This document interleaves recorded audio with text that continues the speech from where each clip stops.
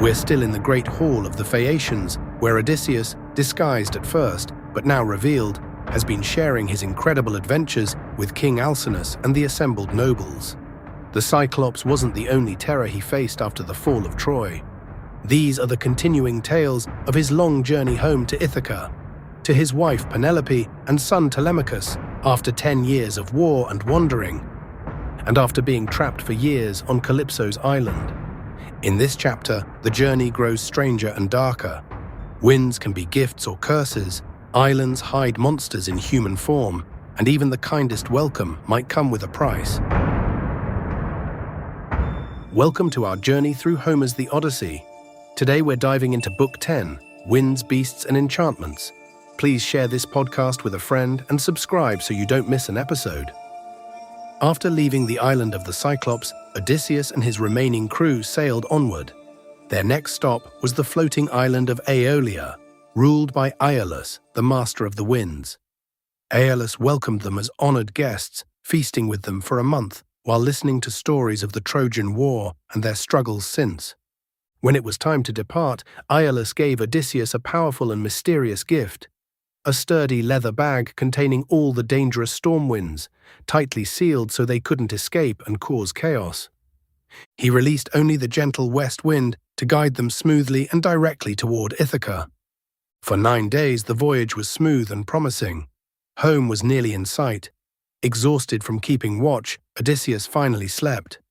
That's when his curious and suspicious crew opened the bag, hoping for gold or treasure.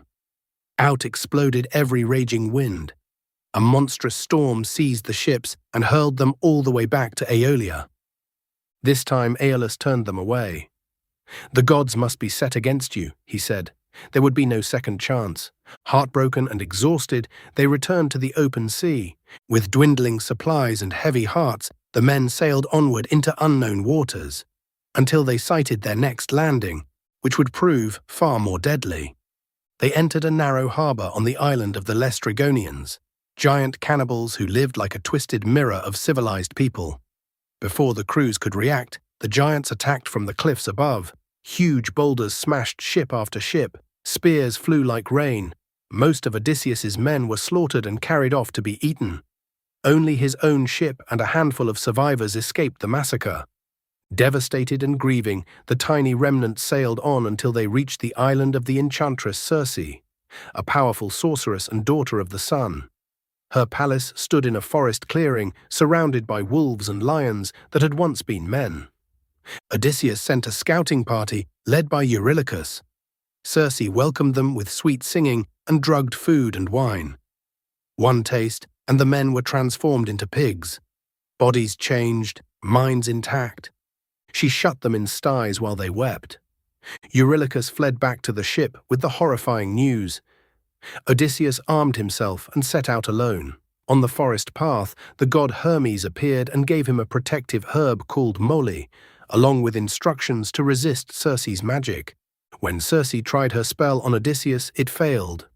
Sword drawn, he forced her to swear an oath not to harm him.